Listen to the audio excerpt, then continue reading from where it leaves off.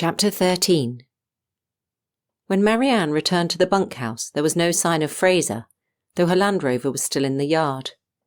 A powerful smell of cannabis wafted across from the camping field, and for a moment she was almost bent double with longing, until the familiar nausea surfaced.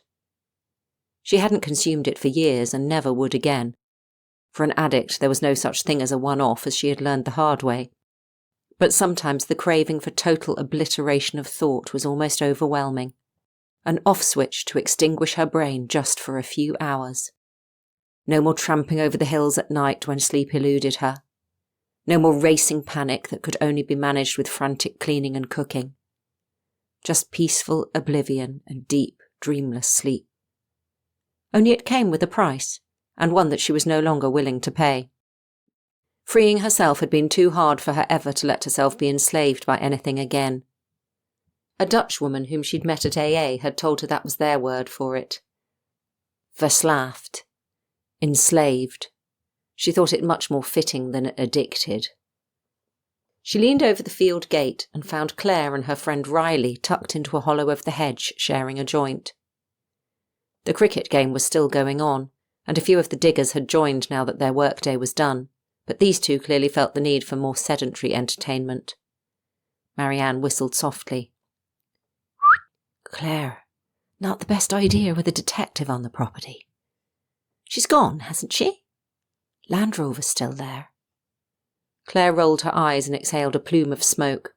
She passed the joint to Riley and swivelled onto her knees to face Marianne. She was up at the dig earlier.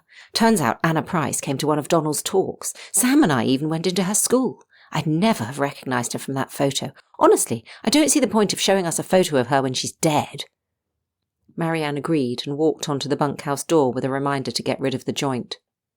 They were welcome to smoke it later when Fraser had gone, but she wasn't giving the police any excuse to dig deeper into her running of the place. At least, she was not the only one not to have recognised Anna Price. Roger, Donald, herself, they all should have known her, and yet none of them had. Unless someone wasn't being straight with the truth, of course. But why would any of them lie? Marianne stumbled as someone rounded the corner of the equipment store and collided with her. Oh, sorry. Lucy Hawkins' face was streaked with tears, her eyes red and swollen. Sorry, I was just putting the ropes away for Roger. I didn't... The words disappeared in a sob, half swallowed, mouth trembling.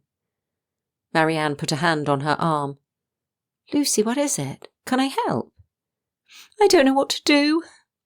About what? I can't. The girl's face worked, the corners of her mouth pulling down like Mr. Punch's jaw. Marianne had rarely seen such a change in someone in so short a period.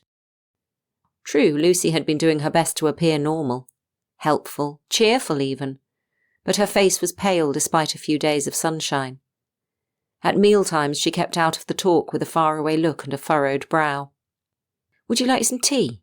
I'm just about to get things going in the kitchen. The girl shook her head and mumbled something about knowing Marianne was busy, about not wanting to get in the way. Marianne sat down on the low stone wall and patted the space next to her. Lucy crumpled beside her and covered her face with her hands. It's just so horrible, she said. All of it. I mean, she was nice, you know, just normal, and now she's dead. It could happen to any of us. It could, Marianne agreed. Every time we cross the road or get in a car. You never know what's round the corner. Isn't that an argument for enjoying life while you can?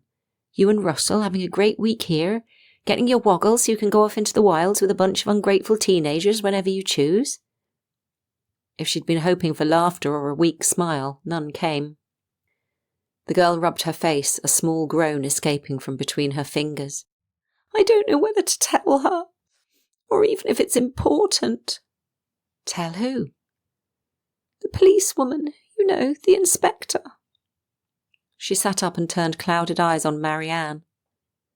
I don't want to get anyone into trouble. Just like the boy, Joe Ingalls, offering her the chance to conceal the discovery of Anna Price's phone. Why were these youngsters so reluctant to tell what they knew? Mistaken loyalty? But Joe Ingalls had none towards her, and Lucy had no one to protect but Russell. And Russell, who always reminded Marianne of Julian from Enid Blyton's famous 5 stories. Responsible, upstanding, perhaps a little bit dull, surely had nothing to hide. Lucy was talking again, jumbled half-sentences about not wanting to waste Fraser's time. I just couldn't sleep, and I saw him out of the window on Wednesday night, and I can't think why anyone would have been walking up there that late, and she was there that afternoon. Russell said not to bother, that it was probably nothing. Footsteps crunched on the gravel. She had been concentrating so hard on deciphering Lucy's mumbled words, she hadn't heard the field gate open or noticed movement at the side of the barn. Claire and Riley, both looking a little bleary-eyed, were there, followed by Martin Davis and Joe Ingalls. Oh, sorry. Martin unconsciously echoed Lucy's earlier apology. We thought it might be tea time. You okay, Lucy? The girl took a deep breath, squared her shoulders and rubbed at her face, emerging with an effortful smile. Marianne gave her a squeeze around her shoulders and stood up, aware of a dull ache where stone had dug into her hip bone. Tea'll be 5 minutes. I'll get the kettles on. Do you want to come in with me, Lucy? The girl shook her head. Claire took Marianne's place and put an arm around her. Lucy shivered, then breathed deeply again. I'm fine, thanks, and sorry, she smiled weakly. I didn't mean to hold you up with tea. Not a problem.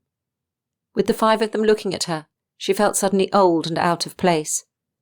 Of course Lucy was fine amongst those of her own age. Why would she want to come into the kitchen with Marianne? And yet she couldn't let go of a whispering inside her that what Lucy had said was important, that if only the others hadn't appeared, she might have elaborated, might have told Marianne what, exactly, she had seen on Wednesday.